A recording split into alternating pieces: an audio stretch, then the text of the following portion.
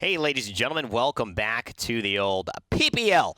We are here on the desk, the Party Boys, Gormizer, and Rain Day yet again. I always get a laugh out of that. Eventually, you're going to make it stick. I am going to make it stick. Absolutely. The Party Boys here. And we are now a little bit more relaxed, able to just got done casting some games, heading into this next set with Fnatic and Mousesports. Should be very interesting. Yeah, this is actually, I think, going to be, I think the next two sets are going to be the most interesting that we see today. But this one For sure. is interesting to me because Fnatic haven't dropped a game. And they are incredible so far.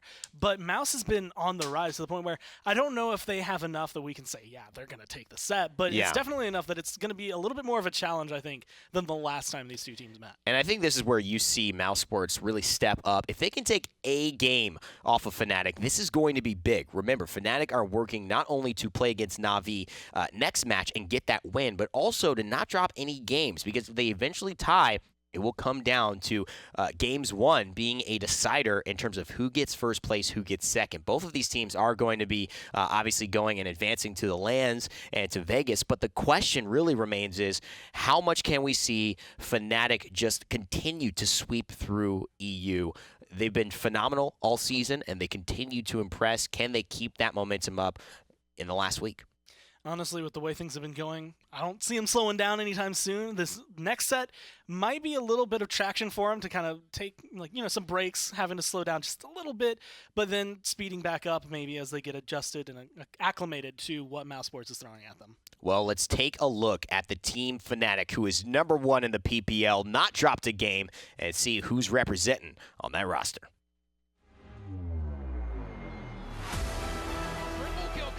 Thiele as they get a quadra kill for Thiele on Makoa. Do you have any more cooldowns? Anything left to give? He whirls extremely low HP, but Bugsy, Adrian Bugowski finds a big frag. That's a credible Dread Serpent there, but guess what, ladies and gentlemen? There's still Let him know! A minute left. Quadra from Fisheko. Hang on, we got to talk about this real quick. Smashing 2 home. Bittner with a nice ultimate off of Jin. We can do it just after burn point. Yeah, I'm gonna save my ult. Dead. Nice, good job, guys. I always laugh a little bit at that Jera clip. We have a very good Jera clip that we can substitute for that heading into Season 2, though. So I'm very excited about it. I think it's Bittner can get a better clip than that double kill as well on the Genos. Oh, that's nothing to shirk at. These 5 guys have been phenomenal across the board. In whether you look at Europe or North America, probably the top performing team across the board. Just flawless, I think, is a good word to describe their play. And honestly, with the way things have been going, again, it just looks like they have learned lessons. I mean, during PWC, they didn't look as strong as they do now. So being able to kind of take that, internalize it, and again, I think the meta kind of adapting and changing a little bit more into their favor, back into their ballpark, and they have full control so far, at least of what it seems of Europe. Well, let's talk about Thiele, because he's been the one that I think has only been the frontliner to surpass NTBs in this last European week, and even this week today from what I've seen in terms of his flawless frontline play. They've gone for the single tank, they've committed to that, but I love how in certain matchups against Na'Vi, they've also been fine to flex away. They've had other people join in on that front line just in case the dynamic shifted, but Thiele's really been the one holding it down. Talk about his performance over this kind of past 4 weeks in the PPL. And, I mean, honestly, you just see his veteranship, I want to say, coming through. Being able to kind of flex around, like you said, playing a lot of solo front lines, but being able to bring back things like right there, we saw a Barrack that hadn't been seen for ages at that point. And having that knowledge, I want to say, of all front lines under his belt, and like you said, being able to rival Bees as pretty much one of the best, if not the best, solo frontline player, it really is working well for not only him because, his experience that he's had overall, but just the way his team has been able to play and adapt to that. And I think the big thing for me that I want to talk about with Thiele is the fact that he's made things very much like Jera happen now. When you have a guy like Jera, we have a guy like Thiele, they're known as some of the most famous players in Paladins esports history, but it's very hard to do that and have these accolades in the past, and then people who watch today know why you have those accolades. The guys who can play great then and still play great now are really the ones that I think are deserving of respect, and they are still, Guerra and Thiele both, having fantastic, star performing series in terms of their Na'Vi, their NIP, they're big competitors, and I think that says a lot about these guys. Veteranship has nothing to do with right now, and they're still performing. And it's just one of those things, that you're having a terrific split when it comes down to the fact that your name is burned into the memories. I mean, Guerra is never going to be forgotten after that quadra kill. It's just not going to happen. People will remember him for months and months and years, even to the point where even if, he retires sometime soon if he wants to, I don't think he's going to anytime in the near future. We got to talk about Mousesports here, but you bring up that just goes back to my point. Kobe Bryant, I have to mention this. I'm a Los Angeles boy. Yeah. I'm a Los Angeles Lakers fan. He was one of the best players in basketball ever. A lot of people's top fives, maybe in the conversation between Jordan and him as one of the best players ever. But he had this amazing career. And when everyone was looking to see,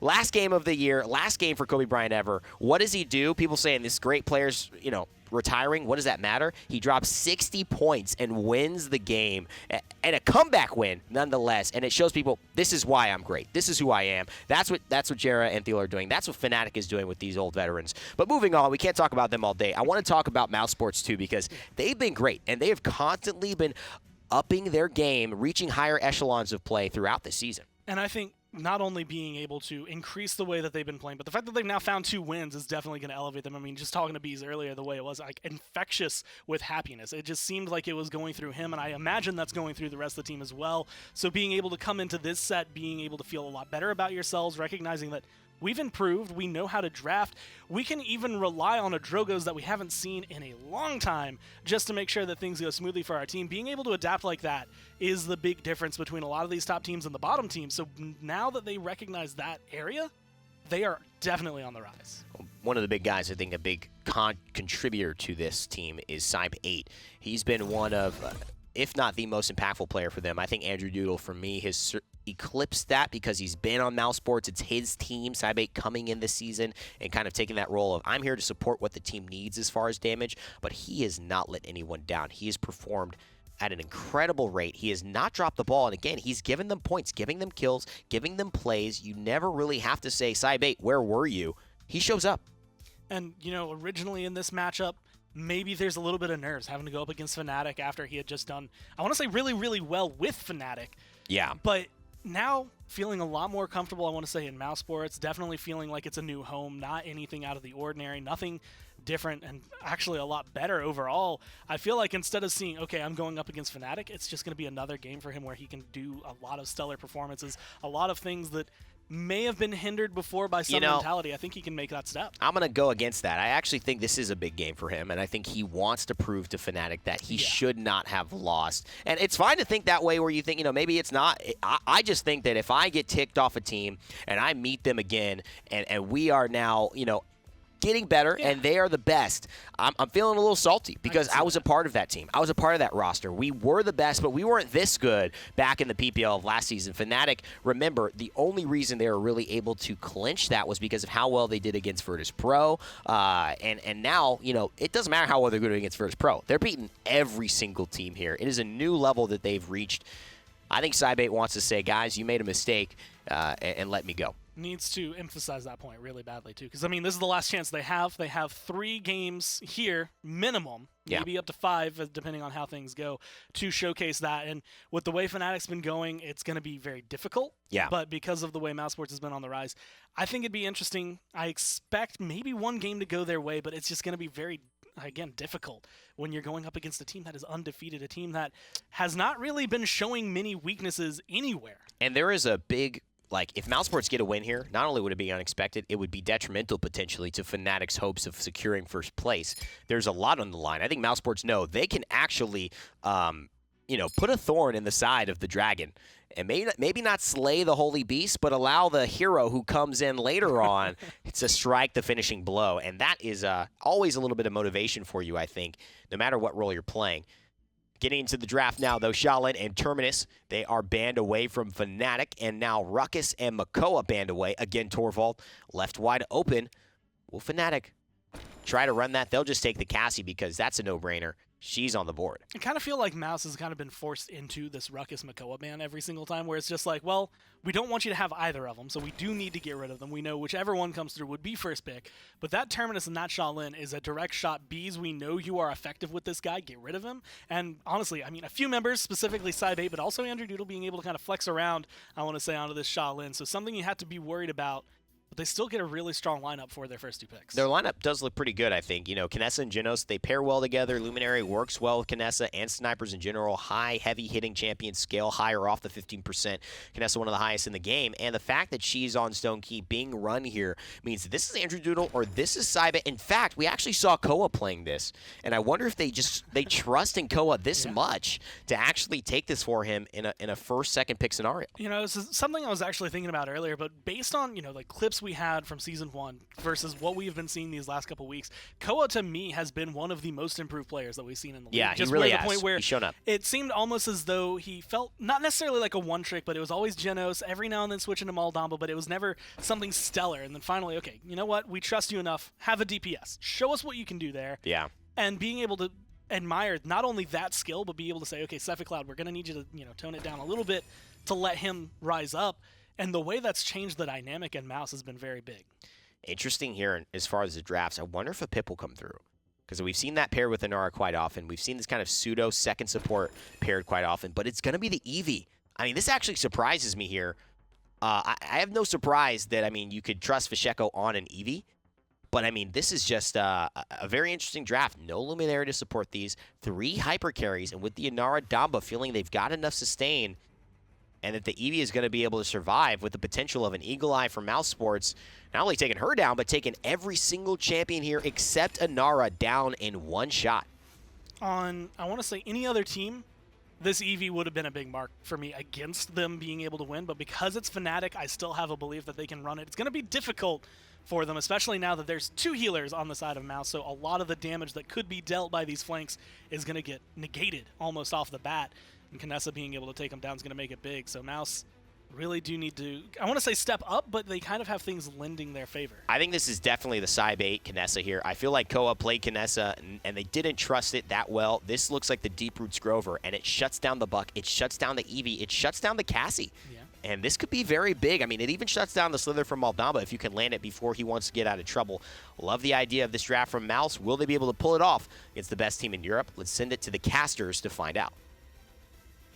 I don't know. Do you think they'll be able to pull it off? Best team in the world right now, maybe. Fnatic is showing the ability to take down the world champs in the PPL. They've got one more opportunity to almost solidify themselves as that title today with their match against Not As Sincere. But I think undisputably the best Eevee in the world. Fasheko is going to be a difficult one to play against. This Kinessa definitely has her work cut out for her, whether it's Koa, whether it's Saibait.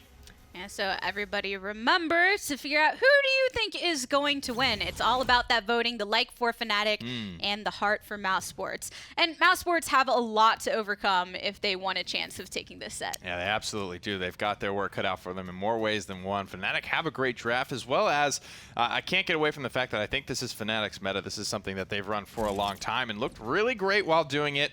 Stone Keep, I think, a great map for them, but Kinessa, I will say, has moments here, especially earlier on in weeks past in the PPL. Crazy performances, crazy potential for Stone Keep, but I can't help but think that some of that was a little bit surprise factor for these teams, because it's not even something they're typically used to running against, period. Kinessa and Strix going into Season 2 were not big factors in the meta. I think really on those rare occasions we would see Timber Mill, sometimes on Fish Market. Frog Isle has been a kind of a new thing for Strix and Kinessa. Stone Keep and Serpent Beach as popular maps where we even see those picks banned out. That's a completely new story here in Season 2. Fnatic, how will they draft? I mean, but looking at this draft though, kind of from either team, but definitely for Fnatic, I'm like, who's uncomfortable? Who's not? Who's not on a power pick? And everything's actually going to begin clashing right now. And that's the interesting thing. When I asked Jer about what he thought about the new meta, his response was, well, it's not really new to us. It doesn't feel like anything to adjust to. Thiele actually getting first blood onto NTB's the double kill. Speaking of comfort, Inara is just easy cake to this man. And they're not giving Saibait any angles to play with. Now they're moving in on him. Once, you know, it's a 3v5, Fnatic easily able to take that. But that fight on the high ground, Kinessa looks for those, you know, those lucky headshots as people are coming across that small little angle, that small little line of sight that they want to work with.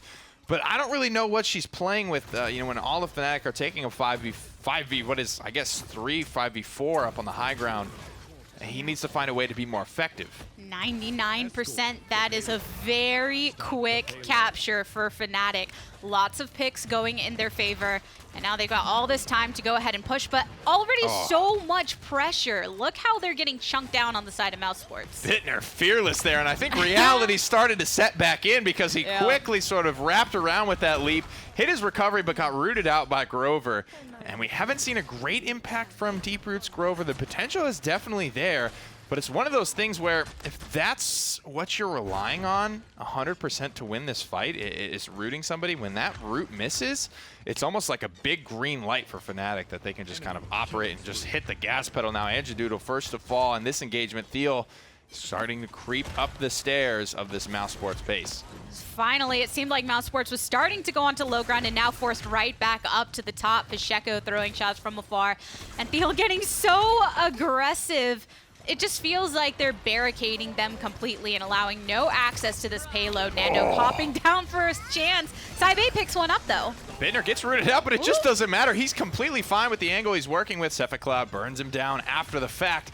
But Saibei hitting the gas pedal when he did. Huge vine from Koa, but he bites off more than he could chew. Runs into a 2v1 between Bugsy and Guerra. And those two old teammates are going to easily win that. Gives Fnatic a bit of time to come back to it. Over a minute for them to go. Bugsy, nice shots right onto Mousesports, but actually has to back up after taking some damage himself. Andrew Doodle heals from Genos, but nonetheless, going to have to be very careful with how he plays this fight. 50 seconds on the clock. Thiele has the high ground, but not confidently. He's worked his way up there. It's going to have to come through this door. He'll drop down now, pop his Earthen Guard, go toe-to-toe with NTBs. Bittner trying to win the duel on the high ground. If you can even call it that, it's more of a 1v3. Oh, even with the shield pop, Nando's in a lot of trouble getting burned down with all of these in-hands from the high ground, actually. But it's Thiele that goes down, and without that frontliner, Fnatic have to play a bit more timid. And Mousesports have a good composition for holding here on Stone Keep. Fnatic don't have a lot of range to play with outside of Cassie. I think maybe their best avenue to finding a crack in the defense is for Bugsy to poke somebody low from long range and then have Bittner and Pacheco collapse at the same time to capitalize on them. But when you look at this backline, you've got two healers, a Grover being one of them for just area spread pressure healing. It's going to be tough for Fnatic to find a way in. A few ultimates online, but they end up losing Bugsy and is Bittner. So Koa with the double kill under his belt. And that's just going to make it really difficult to break through. Your frontliner has been eliminated as well. Andrew Doodle with the double. So Mousesports do get this defense. Maybe a little bit of what you're expecting Fnatic to run into in that situation. The conversion was close pretty much the whole time, but they just kind of kept smashing into a brick wall over and over. It was going to take luck is not really the right word, but a fortunate pick. Something had to line up. Something had to go Fnatic's way because Bittner and Pacheco can't really engage from a long range. Bugsy was their best opportunity, I think, to find some long-range poke. Fishy 0-3 through the first round. He finding a couple of good shots. I mean, when we were on his camera, he looked good, looked strong to me, but doesn't end up claiming any killing blows there in the first round. It seems like Mousesports was very aware of where their greatest hold would be. A lot of the payload just made that first pass easy, but because you have the sniper play, because of Koa's reach and everything with the potential of this composition, they held around their spawn doors and got that point, but Akimba right over the top. The seismic crash to answer gets the stun onto the man himself, the Dread Serpent to push him away. Lots of ultimates used, and Jera picks up that one. And that was a really funny little play by Thiele. The way he handled that situation, it just screams veteran, right? He wasn't panicked. He knew exactly what to do and executed everything he needed to do at the perfect moment. Meanwhile, babyface Bittner in the back line, bashing some skulls together. Mousesports lose that fight hand over fist. But you saw the wall went up, but the Poppy Bomb was preemptively placed for Bomb King to pop his way over there. Thiele just CC immunes it, waits for the CC of his own seismic crash to fade, then drops the Warder's Field. He just keeps this Bomb King in a box for as long as possible. It was really clean. Jeez, ever since we first saw Bittner back in the LAN, I was trying to think, when did that LAN happen? The fall. Long time ago. Yeah, a long time ago. Ever since we saw him there, he's just managed to show out, and even on this Buck, relentless in his pursuits. Fnatic grabbing another point, pushing forward, but Saibei with the double kill. Shit, Fishy. You know, he takes the L on that one. Saibei in the nice little 2v1 scenario there against one of his old teammates. And of course, Bittner, the man who took his spot on this Fnatic roster. There's always a little bit of, I think, emotion in this set for these guys. You saw, it was really fun to watch the first time around because there was a very pure 1v1 going on between Bugsy and Cybate on the snipers on Splitstone Quarry, but emotion's definitely running here in this set. Some old teammates starting to square off. Fishy finding a couple of killing blows this time around, and that's a good way. You got to get that first one under your belt. You don't like going into the second round 0-3. Pick up in a little steam. Quite the icy character. You want to snowball a bit with that one. About a minute and a half to go on this push. Double kill for Bittner. I said babyface Bittner banging on the buck. And this That's is some alliteration for you. A big pick for him in Season 1. He's looking pretty comfortable here with it on Season 2, but Cybate finds that kill. He's starting to slow down Fnatic here. Thiele's kind of all alone. He's very healthy at the time being, but Fishy needs to find a couple of kills and fast. No Andrew Doodle, no Cephacloud. A lot of the resources just cut off at the seams. Fnatic are moving forward, but everybody's hopping on down. Bugsy with a double kill. Actually, there's another one goes down, and that's going to be a team wipe, and that is a push I for Fnatic. believe that was a disengage kill from Bugsy onto the high ground, knocking Cybate off of the map. Incredible stuff there. Cyb does get his Cauterize 3 online, so they'll be able to fight back with the full force of an offensive item on the same tier as Fnatic, who are way out in front in terms of the economy. But a 3-1 lead here for the first seed in Europe. Potentially one of the best teams in the world. And boy, they've had such a great showing here in the first split of Season 2. 11-6-8 for Bittner, and there's the Bugsy replay. There's one. Waiting See for there? the Yeah. second one. Wow. That was like a bank shot, like off the backboard. He bonks Cybate. You leave that hand up, baby. Oh, baby. Bugsy fades away. He earned that emote for sure, rocking the blue unicorn. And just really never had much of a bad day. It's either a good or a great performance from Adrian Bugsy Bogowski. And there's a seismic crash right down the strip through time and space operated by Mousesports. Thiele picks up a kill, Fisheko to follow. And the first percentages have been locked in, and Fisheko getting real aggressive. Picks 2 up, Cephacloud goes down, and Koa to follow. Man, oh man, that is domination. Those mid-range autos are connecting, finds one mid-air as well. Fisheko firing on all cylinders, keeping Cybate back in his base. Mousesports down 3-1. They're completely cut off from the rest of this map. Doodle, he hits a poppy bomb, but again, Thiele operating so expertly around the young Doodle here. Hasn't even given him a chance to shine, and though Fernando does make it to the objective, Guerra is actually going to fall here. Mousesports with a fancy footwork make their way back onto the objective. They're down, but not out. And they could not have waited any longer because that was 99% for Fnatic. But eventually they're going to spawn back up. Comeback mechanic is enabled for Mousesports, so the potential to hold if they can keep NTBs alive. Solo frontliner right now. Can they keep him alive? Bugsy, he's here. Immortal has been popped. Cephacloud picks one up for himself, but Bittner, he's still rampaging on. Overtime setting on down. 3 down for Mousesports. Can Bittner find another from afar? And Fnatic get the victory in game number 1. Strong start for Fnatic there, but Mousesports showing some great signs of resiliency here, and they took a bit of a risk in the draft, I think, grabbing the Kinessa fairly early. I think, to be fair, though, I think Fnatic probably would have taken it if they didn't grab it, especially having one of the best EV players in the world. You get both the Predator and the Prey on one side of the draft, and things can get ugly. Yep, so Fnatic stalling out in the way that we expect them to. We'll have to see what happens next. Desk, go ahead and break it down for us. Can't say we're surprised. Fnatic have been looking this good all season, but I have to say, again, admirable to see how well that they perform, even against a team like Mousesports, who has been doing well outside of this weird microcosm that they find themselves in against the best team in the world. And being able to have a good draft that really had a lot of strengths on the defense, which is where they did get their point. They showcased a lot. Cybate specifically was able to get in a lot of work towards the tail end of that game.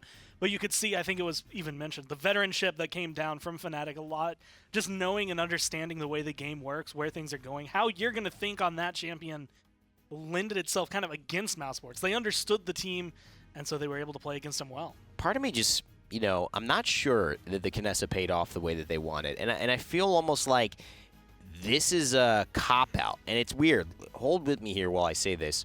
I think the Kinessa is a very long-range champion, and we know this. And a lot of the draft is very up close. I think Cybate, there's still this kind of youth, I think, to the conversation around am I willing to just brawl? Am I willing to just be mid-range in your face and see who's got it? And Bugsy was willing to take those fights. Visheko willing to take those fights. Saibate positioned himself to be in less of a, I think, commanding role there and let the game come to him.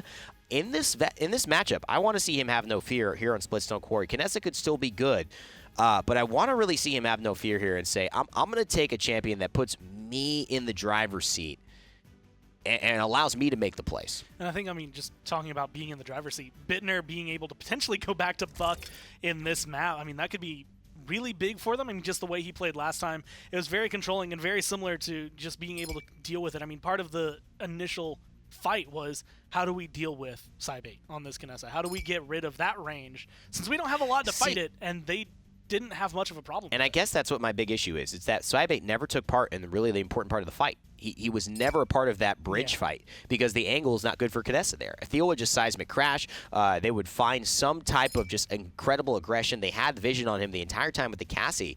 It was just he wasn't involved, and that's what I want to see more of. Andrew Doodle also didn't have a great game, and that's notable because he's usually, despite things not going well for his team, always been performing at a high level. They forced the EV ban. Mouse take the Knessa yet again. But I am sometimes very against Knessa first picks when Strix is also available. My reasoning is that this is not a commodity that is rare on the battlefield now. You both can get a sniper. They're not going to take two. So you may want to grab that Luminary Genos, that Inara, whatever you are going to hold down for your front line, which might be more important here, the Cassie even, and leave a Knessa or a Strix because they kind of cancel each other out in my opinion. And the thing for me is just, unless you're going to take both snipers, what's the point? Unless you are planning to try and take one away, which that's what I just was saying. Yeah, I was going to say, it's not really like this big, impactful thing to have two snipers on it. So you are showing immediately your hand, saying, look, we want the Knessa. Maybe that's what Saibate feels the most comfortable on. I'm assuming it's going to be going back towards him. But again, like you said, I mean, you give up Genos, you give up Cassie. You get a couple of picks that are big for your team, Shaolin and Terminus, but now I can only imagine potentially probably the Inara, as well as just being able to branch down into Strix. They don't need him this time. They can go for another healer. I mean, and here's an example, right? So if you take Cassie there, and then they take the Knessa, or they don't, right? They're either going to take the Genos or maybe they take the Knessa. Then you open up yourself to get Shaolin and Terminus. They don't have anybody who can combat against Shaolin and Cassie. And then you could still grab Strix at the end for your tertiary damage dealer. You'd be giving up some blaster pressure and moving on to the future. I don't mind Pips here. I really think Pip does well on Splitstone Quarry. I think Catalyst is a good flex. They can go Damba Pip, still have a blaster, some AoE presence, some big ultimate that can turn the tide of a very tanky Sagala and Inara. But what will Mouse decide? That's a lot on the line. Zen going to be coming through, and I kind of like where he goes. Flanks on this map, I think, can still be potent, whether or not you have a Genos to get with them, just because of the amount of positions or the amount of paths that they can take through the map. Moldamba going to keep Terminus alive. Kind of standard, I want to say, for everything from Mouse. It feels comfortable, though, for a lot of them. I'm kind of curious as to who's piloting what in all of this, because I like the way they've been flexing around a lot of their champions and not really kind of driving to the same note every single game. It feels a little more natural, I think, for Fnatic. I'm not going to lie. I think we could see Fishy on that Bomb King. Bugsy gets Cassie 2 games in a row. You can have it's Bittner on the Strix. Bugsy could flex. He's played snipers on this map before and really put the pain on Saibate. I don't know if you remember that kind of line of sight where Bugsy just taught him a lesson, took him to school, said, "Young man, let me tell you, I've been doing this for a long time. Here's how you headshot here. Here's how you done headshot here. Here's how you headshot. Here's done that. You done a headshot here." All right, let's send it to our casters. Get ready for game 2. Those are the picks and bans. Let's get into the action. What is that voice? It's this old man. Oh, yeah. it's this old man voice. This old man voice. But he brings up a great point. I mean, we just talked about it in Game 1. This was so much fun to watch. The last time these two teams played, Bugsy and Saibate going head-to-head on the sniper on one of the most pure matchups, one of the most pure maps. And Bugsy, I got to say, got the better hand a couple of times there. See if Saibate's learned anything, though. Yeah, I'm excited to see exactly how they face off again here on this map, Splitstone Quarry. It's one of my favorite places to go, actually, just because of the interesting picks that you can bring. It is. It's very big. A lot of map to work with. Not a lot of chokiness necessarily. New map, beautiful map. A lot of fun here, but I'm definitely all eyes on this sniper matchup. All eyes as well on that EV ban earlier. Despite a rough start there, I think even though he was 0-3, I think Fsheko still had a great impact there. It's Koa on the Kanessa and Cybe 8 on the Shaolin. I am curious though. Koa's coming off of the Shaolin. We get to see something a little different. Maybe he'll show out. Cybe 8, you didn't want to go toe-to-toe again with the greatest of all time? Maybe he just didn't want that pressure. Koa steps up to the plate here.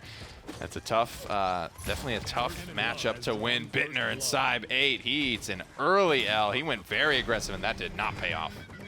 NTB's right onto the point, facing off, but Bittner ends up getting that kill as well on the Cassie.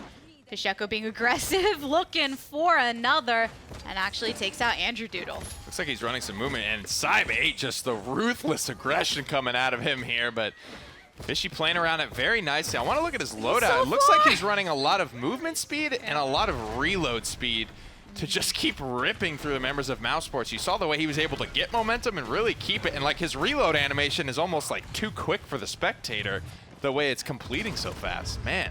And even though he went down, it was one of those situations where, hey, he actually pushed a lot of them pretty far back. This is 99% for Fnatic. But forced to step off for a moment's time. Guerra and Bittner both picking up kills for themselves. Follow up from the rest of the team. And this is going to be a capture for Fnatic. Damn. Oh, look at the eyelashes. I know. You know, we've had this conversation before about which Bomb King weapons are the best. And these make a really funny noise too. Like they're not like the buck-tooth, like jovial Christmas ones, but they do make funny noises, and they are, you know, very fabulous with their eyelashes. I do like these ones as well. Game on point. Oh my gosh! And then when he ults, we just have to take a moment of silence here for Fsheko when he ults. The little jazzy R&B tune that starts playing when he rolls through is really awesome. If only you could have one of each, like. In the left hand have the ornament one, and then right hand have this one. Bittner with a triple kill, though. Dear God. Jeez, all distracted by these awesome skins, and Bittner's over there saying, hey, I got something for you to look at. Almost pulls the quadra kill as well. NTB's gripped up, kept alive by Cephid Cloud, who's dipping in and out of spawn right now. And it does a heart when you... Okay. It does, yeah, it does.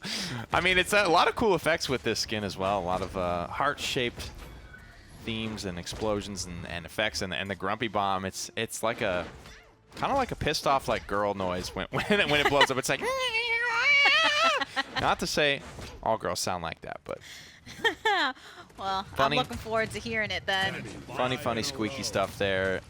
Not funny this time around. A lot of spawn camping this set. Fnatic, utmost dominance so far. Splitstone Quarry. One death. I was about to say no deaths. Fsheko fell once. Yeah. Bittner 8-0, hitting us with a T-pose in spawn. Only one kill falls for Mousesports. When did Cephid Cloud get a kill? He's only got 4,000 damage, but very effective. And it's not an easy map to do that on. Splitstone, don't know if it's still true, but a while ago was the statistically lowest % of conversions on this map. So maybe people have learned better since then, but still, I mean, there's a lot of places to hold in the defense and the offense and the payload push section of things, and Mousesports definitely feeling that pain. Bugsy went for the flash, but Andrew Doodle ended up picking him up in that close range. Fsheko, Bittner still going strong. Andrew Doodle a little bit of trouble, chunked all the way down to 235 before finally falling. And that is a lot taken out on the side of Mousesports, so despite getting 31% with that comeback mechanic, Fnatic back onto the point. You know, he had an Astral Mark on him the whole time. It's so tough to fight into that. Cassie already a great 1v1 champion. Xin is as well, but the healing there just too much to fight into. Fsheko, crazy reload speed here. He's going to get some movement speed, but he parks himself in front of the bow there. Void Grip, frankly, helping NTBs get to the objective because it cuts off and it doesn't take the cooldown of Shatterfall, so he's able to use it again. It was like a double jump right there. Jero picking up 2 for himself. Reanimate activated, so keeping himself in the fight. 18 streak for the support on the side of Fnatic. 93% for their team, and still blasting on through. You see Andrew Doodle waiting for his opportunity to poke on in, but Bittner, Bugsy, Fsheko with a double kill right there, looking as strong as ever. That was their moment. I think Mousesports starting to come to life a little bit. They got a couple of great picks there. Punish Fnatic for getting as aggressive as they did. But no cigar this time around. Another payload for Fnatic. Another offense could be one that puts away game number 2, but we are guaranteed at least 3 games here in this best of 5. Kinessa Ultimate's the only one that's available currently. Shouldn't be too long before Dread Serpent might have to bust those out right at the end if they don't want this game to end, because it's 0-3. Payload moving aggressively as ever. And Thiele right there just kind of occupying that doorway. Even picks up a kill onto Side 8, where Mousesports are forced to just focus so much attention in that one area. Spearheading the charge, so much pressure from Fnatic, but this is what they've come to know and come to love and come to earn, really. They've played this way for a while, and now that the meta is starting to shift this way, the fact that they can just run this 3 DPS, they've got such a mechanically gifted roster, they've got a great frontline healer combo that can allow them to do this and to keep up this pressure with one frontline. Thiele has been absolutely performing today. And there's the Dread Serpent attempting to delay this out. Bittner eventually falls to Koa, who gripped up into the air. Garrett with a 27 streak to his name. Here is it through time and space. Picks it up onto Side 8. Did the dirty dirt, and Fnatic with another victory. Dear God, right as he comes out of the door as well. Unfortunate there, Side 8. Rough game for him, rough game for Mousesports there. Not a lot of kills going their way, and Fnatic showing us that they are just that dominant. Oh, so much consistency. Streaks just flying everywhere. You got the triple kills, the double kills, everyone's showing out. And this is actually really interesting because remember how we mentioned that plus 16 map differential for Fnatic. If they complete the 3-0 sweep, they'll be plus 19. That's going to make it really hard for Na'Vi to actually get the first seed here. They would have to 3-0 Fnatic, and then I think I'd have to confirm with the admins, but we might have to go to a best-of-1 decider match because they'd be tied in head-to-head, they'd be tied in differential, and they would be only one way to settle the score. Well, Mousesports have to change something if they don't want this to be another quick set of the day. So, Desk, why don't you take a look at Game 2 for us? Oh, boy. That was doing the dirty dirt, as I think, Tigra said at the end there. I personally have a lot of points I want to talk about, Gore, but I want to give it to you first before we get into my things. I think I bit the most important note that could have been written down. Just, oof. Like that just hurt. If you're very on important analysis. Yes. No, it was a very solid kill, or a very solid set or map, I guess, coming down for Fnatic. They never really seemed to slow down. They never gave themselves a bad positioning, and even when it seemed like things might be able to turn around, you could see Bittner, you could see Fish Echo just getting multi-kills, which stopped Mouse from doing anything. Yeah.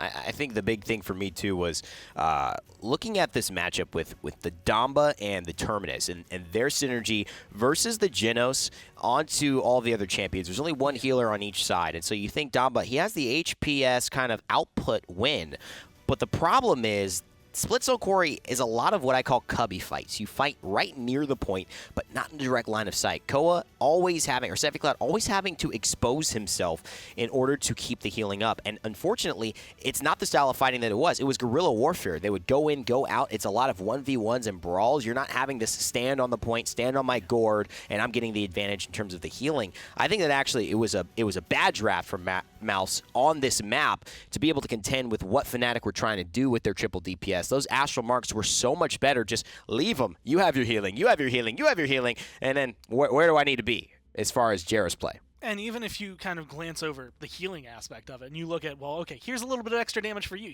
And then you're taking these small individual fights, and all of a sudden it becomes a little bit more, not even a little bit, a lot more one-sided because they're going to be able to do a lot more damage. So with the way things have been going forward with that, and plus, of course, with the way Jera was just playing on this Genos, getting kills himself, making it look easy, it didn't seem like Fnatic was even giving Mouse the chance for that sustain to make a difference anyway. I agree. I think the other thing, too, that was the issue is that it's not even about sustain. The way that Side 8 played that game, he would go in and every single point fight that happened, it was almost as if like he heard what I said on desk and was like, did it to the max. Go aggressive. He's like, all right. Matthew McConaughey, this mother. And he went in and just withdrew into 5 players, like died immediately every single point fight. He died immediately, and the rest of Mouse also died after that. It's a 5v4 against Fnatic. You're barely going to beat him in a 5v5. Heck, I don't know if you beat him in a 6v5. He went aggressive and took the fights in the wrong way. He needed to play more patiently with his team. And I think how can you also, look at Fish Echo's Bomb King and not talk about the impact that had. Yeah. The Shock and Awe 3, the Royal Decree 4, which Nick was pointing out, that giving him the reload speed based on how many bombs he detonates within a certain period of time.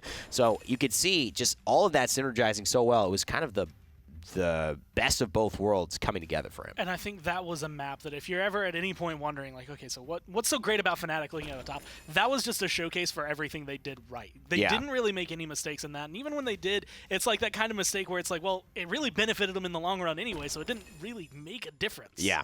I agree there. Mousesports grabbing the Kinessa. And again, you could also talk about the Kinessa, the Strix. That didn't help their lineup. That didn't make any difference. I mean, Strix gives you maybe less damage from Kinessa in terms of damage potential, but he gives the vision. And they've had Cassie every game. They've had Strix and Cassie last game. They've always known where Mousesports are coming at the start of these rounds. It'll be interesting to see Mousesports now having the Cassie, unless a Strix is picked up for Fnatic, which is possible here, and most likely I would say, Mouse might just have the advantage in terms of vision early on in these fights for once.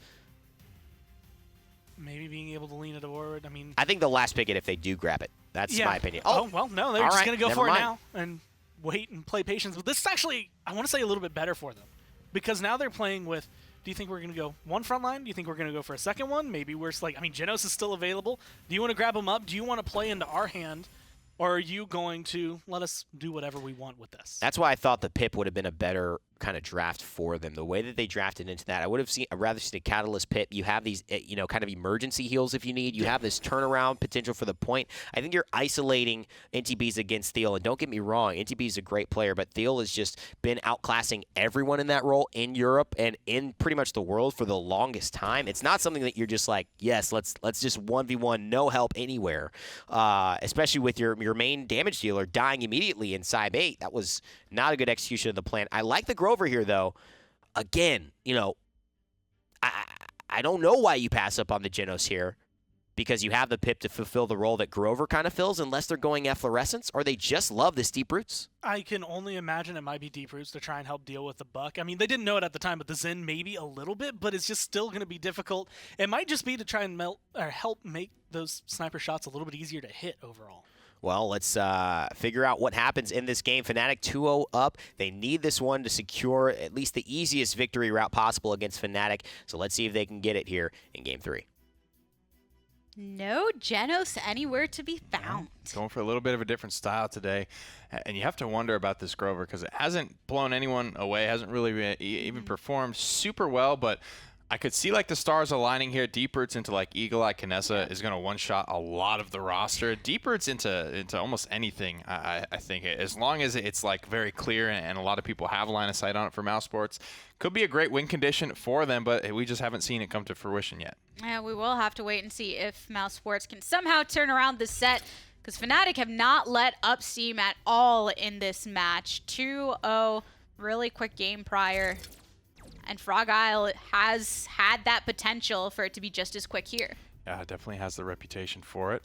Mousesports have a great draft, I think, to put up a bit of a fight here and to even win this game. I mean, they're not out of it yet. Fnatic, it would be surprising for them to drop a game to Mousesports, but it's one of those stories, right? Until it actually happens, I won't believing in it. I won't really think it's going to be a likely thing to happen, especially with the coordinated sprays. Who's got the base spray, all right? Yeah. Who's the freaking pleb with the base spray? Man, hopefully we'll find out at some point. But it begins indeed, going on to the third map of the match. I want to see all the sprays, all the BM. But getting started with the positioning.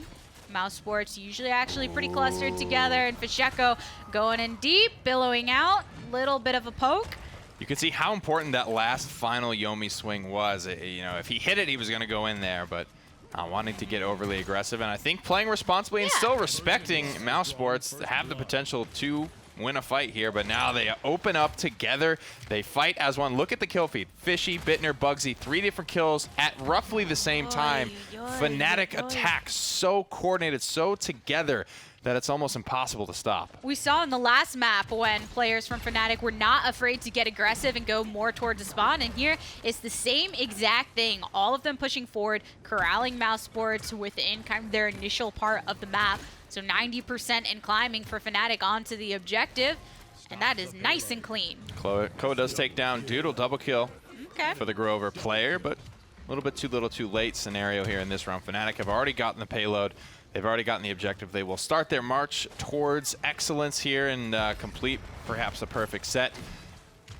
And at that point, you're not really even caring about dying because you're going back and you're buying like cauterized 2s and stuff like that. You're spending those credits that you've earned for capturing the payload. Mousesports actually taking this opportunity on the earlier part of the hold as opposed to just kind of setting bat and waiting for it to come to them. But getting that contest and moving on with Andrew Doodle onto this Knessa.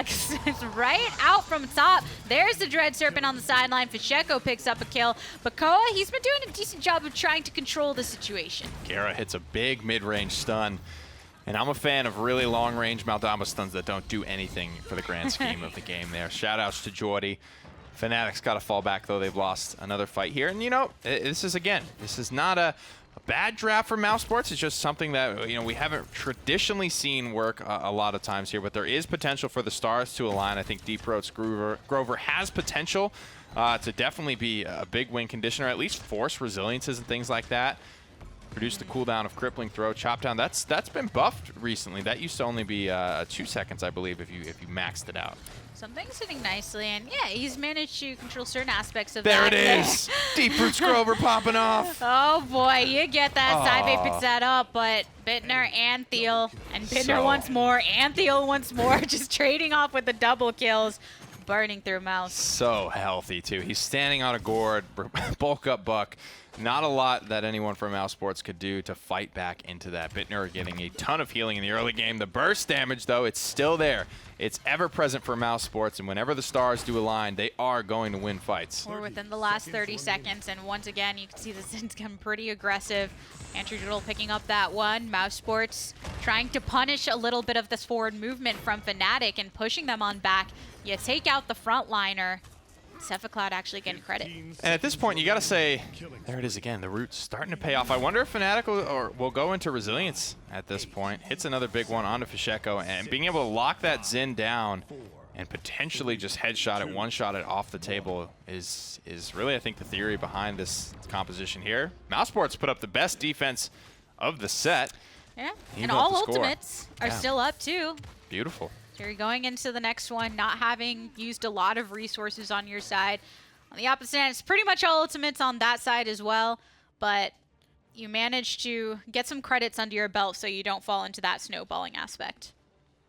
And looking at this Knessa for Mousesports, it's such a power pick for them. They've had all of their DPS players play it at some point today. Koa and Cybate and Andrew Doodle can play this for them, so picking it up early, yes, it shows a lot about your draft and opens you up for some counters, but I think, you know, when you have so many different guys that can play it, where you can go to counter those counters with the rest of your draft is still so numerous when you can have 3 DPS players that can run this. And here we go, looking for more shots on this Knessa. Here with a nice hit from afar. NTBs picks that up onto Thiele, so Mousesports climb onto the point. There's no comeback mechanic available to anyone as it was 1-1 during the previous round. But NTB's getting left alone a little bit for the meantime. Fnatic instead focusing on positioning, but there's the Dread Serpent and the Buckwild. Bittner, he gets chunked down though by Cybate. I love the confidence of that play, like the preemptive Buckwild is really funny to me, but gets shut down, counterplayed appropriately here. Mousesports not even playing with the comeback mechanic, leading vastly on the objective against Fnatic. And here we go. Thiele's made his way onto the objective. Finally decides it's time to try and counteract this a little bit. How demoralizing is that when you swing at an Nara like 9 times and then you just see her health bar is still full? And then you go reanimate, but there's a wall right there to block off any of that damage. Thiele still at complete top HP, and NTBs gets burned down again. I mean, that's got to be a little bit depressing, I think, for NTBs. Anara is basically just an ult charge battery for him. It's not actually kill potential.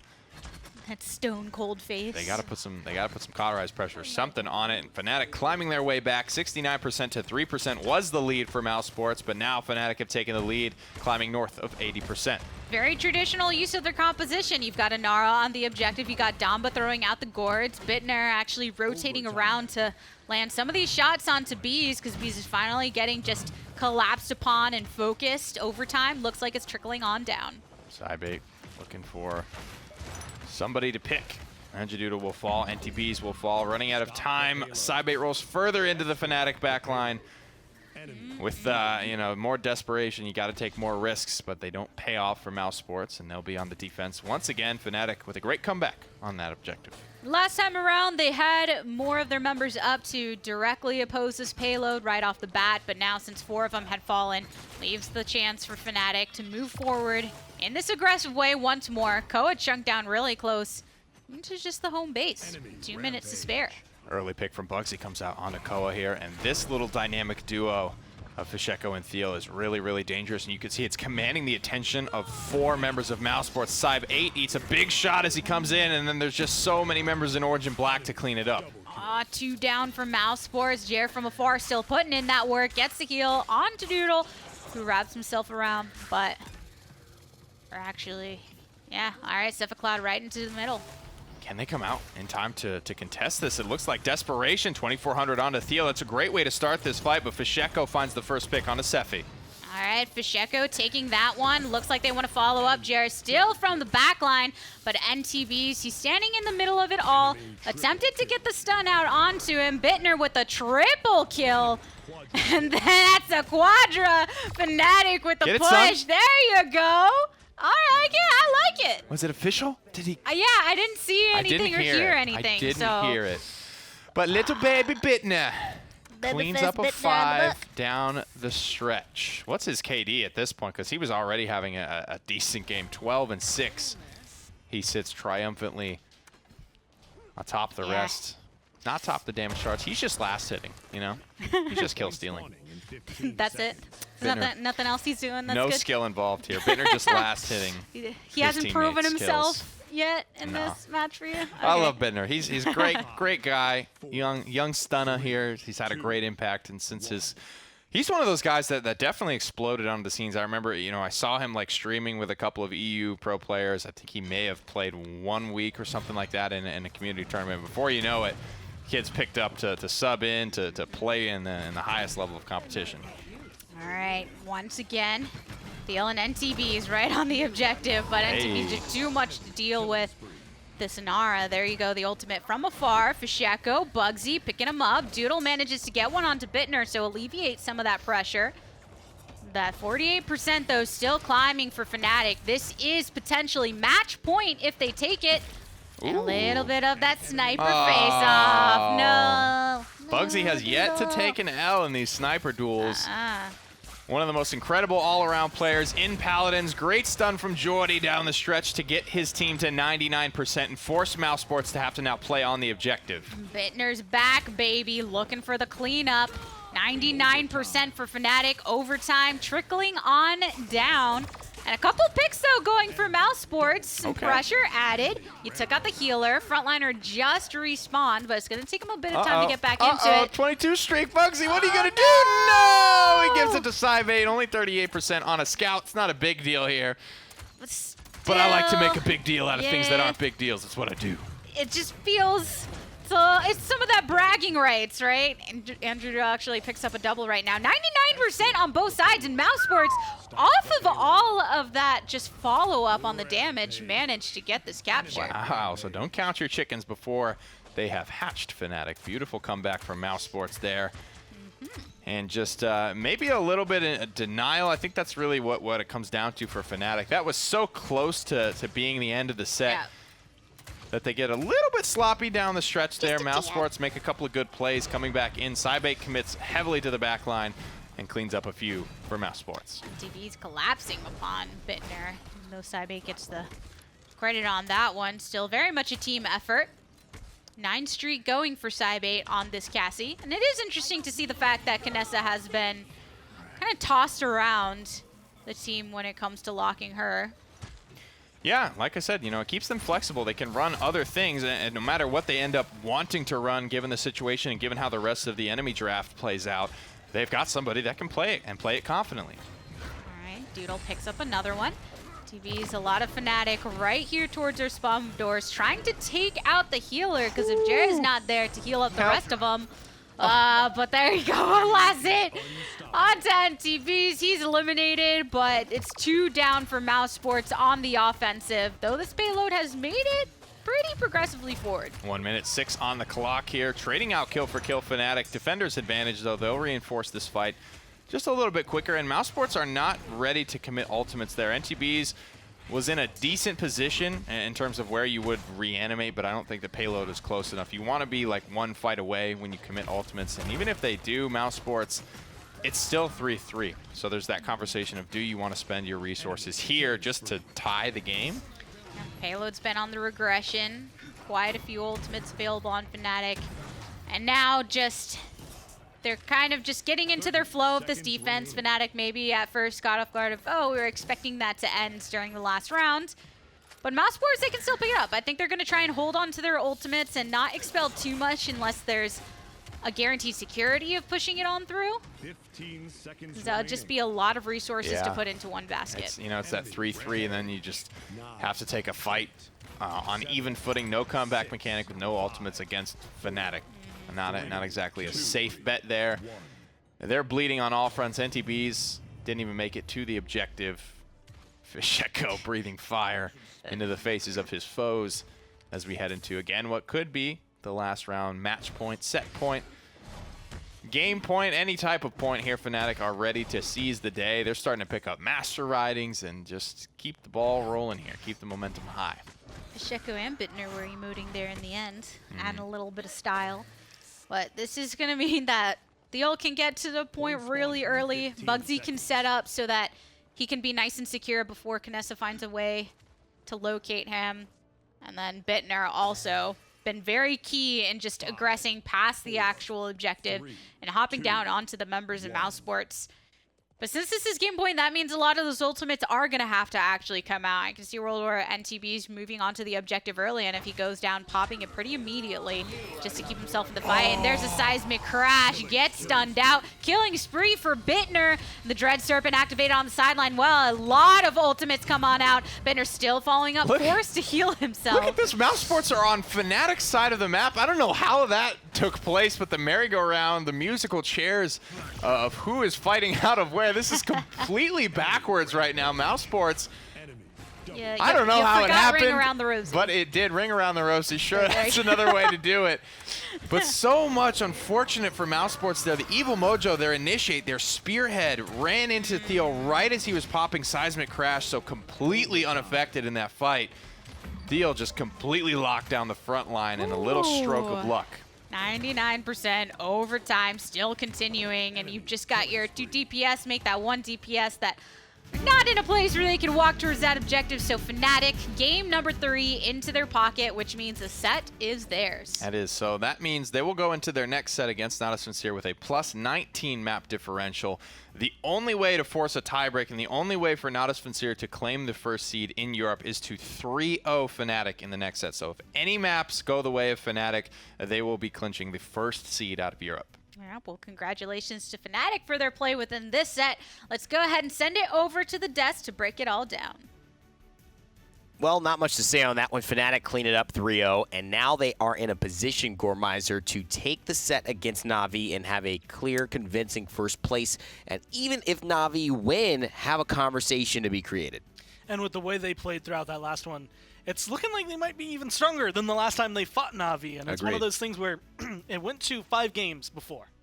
Now they look like a team that could potentially close it out a little bit sooner than that. Na'Vi's still looking really strong, but I mean, the way that Bittner was playing that, the way that the team was working, it just was impossible to deal with. I think the big thing for me too, looking at that matchup, was when you talk about the Grover, the way that they implemented the deep roots and they added the pip onto it. I like it, but not in the traditional way we've seen it excel. It's with the main healer focus from the Grover, and then obviously the side healer DPS focus from the Pip. You need that one source of main healing, and they had 2 kind of sources, but I don't think that worked out the best. The deep root, sure, it pays off. When it does pay off, it's extremely effective, but I don't think it paid off as often. I think you kind of put all your eggs in one basket, so to speak, Gore, and to me, I don't like it over the efflorescence. I'd rather you go straight damage with ferocity. I'd rather you go efflorescence and go healing. Yeah.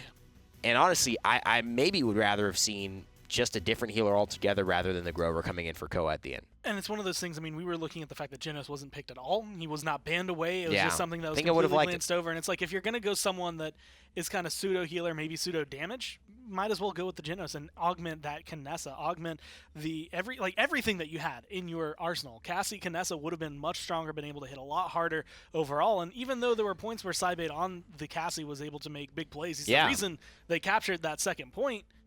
It would have just been better for them, I think, if they had a little bit more damage on their side. And we talked about, the kind of grandfather or the father-to-son conversation with Bugsy to Cybate. Cybate really did show that, hey, he is growing up to be a very strong young man capable of playing a ton of good Paladins at the highest level. But, of course, you got to give it to Dad, still at his prime, MVP of the set.